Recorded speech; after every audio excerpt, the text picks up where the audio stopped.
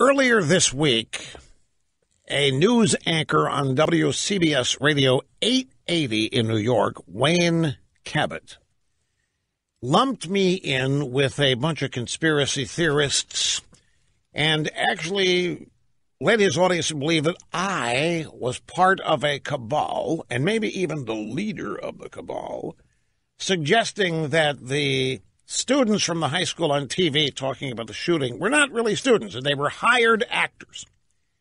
And I never said that. I never even got I didn't even know that allegation was out there until the morning I came in here doing show prep and saw my name attached to it. I didn't even know that allegation or that conspiracy theory was out there. Yet here I am lumped as the leader, which I understand if the left wants to tar and feather and impugn conservatism, they go after the titular head, the person they think is the titular head. And that would be me. So at 5:30 this morning on WCBS 880 in New York City, Wayne Cabot. Wait a minute,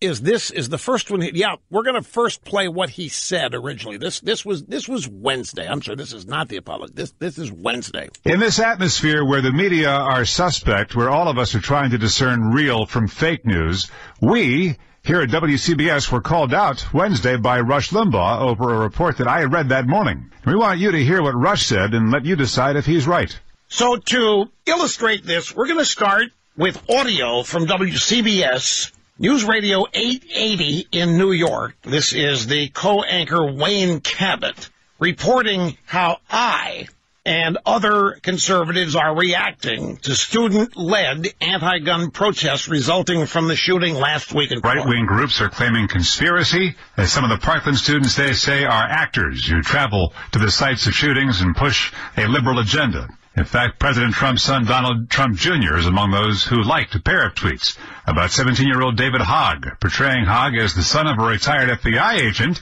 being put in front of the cameras to defend the FBI while being manipulated and coached by the Democratic Party and gun control activists. The conspiracy theories are being picked up by people like Rush Limbaugh on WOR Radio, who says everything the students are doing is right out of the Democratic Party's playbooks. Picked up the conspiracy that the two students are actors. I didn't even know that this thing had been launched, as I say, until today. So now, here is at 5:30 this morning, the same guy, Wayne Cabot, at WCBS 880 radio in New York. Well, let me say it. Rush Limbaugh has a point. We were not careful enough to distinguish his comment from the earlier comment about paid actors. The insinuation was that Rush was buying into that claim, and that was careless here on WCBS. I should have caught that. We also should not have used the term right-wingers. How often do you hear us or anybody else in the mainstream media refer to left-wingers, right? You never hear that. Both terms are politically charged, not helpful at all in communicating objectivity. So, Rush Limbaugh, you are right. We got it wrong. We will do better because we are better than that. We really do strive to get it right. That was 5:30 this morning at WCBS Radio 880 in New York. That doesn't happen. Literally doesn't happen. This may be, I can't remember the last time there was a formal, acknowledged apology like this. I don't think there ever has been. And yeah, I said Rush is right. It didn't sound like he was particularly pained saying so, did it? Rush has a point. Rush Limbaugh, you are right. So that's Wayne Cabot again at 880 in New York, WCBS. Now, that was at 5:30 this morning. However, the lie continues to spread. By his reference to right-winger, left-winger, everybody's prisoner to what they read, and conservatives are constantly referred to as right-wingers. Liberals are never referred to as anything. I mean, maybe they're called liberals someday. Mostly they hide behind this term progressive, but rarely anywhere in standard, ordinary, everyday news copy will anybody ever be described as a left-winger. Barely described as a liberal. They're not even described, not even characterized. Democrat Senator Chuck Schumer in Washington today said about ultra-conservative right-winger Rush Limbaugh, and Chuck Schumer's never described.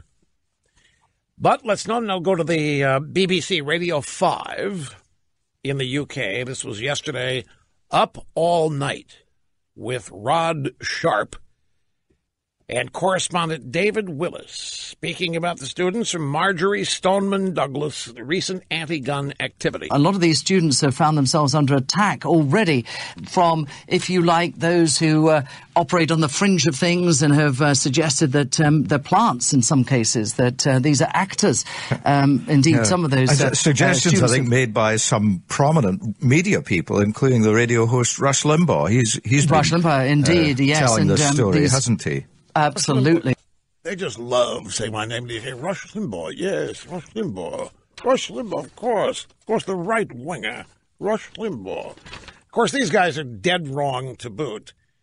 And they probably will not hear that they are dead wrong. And the odds that they would correct themselves at the BBC, fat chance of that. So the subject, however, nevertheless continued till last night on the Fox News Channel. One of the guests was Joe Concha, Joe Concha used to be with Mediaite. Where Joe Concha is now at The Hill. He's the media correspondent at the Hill, and he was asked to respond to this clip that was played. Something I said about the CNN event. In terms of the CNN town hall last night, this is Rush Limbaugh talking about that. What'd the audience do last night? The audience booed Marco Rubio. The audience booed Dana Loesch. This is what indoctrination looks like. This is what a lifetime of propagandizing and indoctrination in the schools looks like. Now, that is a segment of the bite where I went on and characterized this whole thing as, remember, the student stands up and says to Senator Rubio, Senator Rubio, I can barely look at you. Looking at you reminds me of the barrel of an AR-15. I feel like you're a murderer. I feel like I'm going to die standing here looking at you. And we all know what happened to Dana Loesch. She was accused of being a murderer, and people said, die, B-I-H, and burn this and burn that. And the anger, I'm not going to characterize whether it's real or manufactured, but it is totally misplaced and misdirected. And CNN knew it. CNN got exactly what they wanted.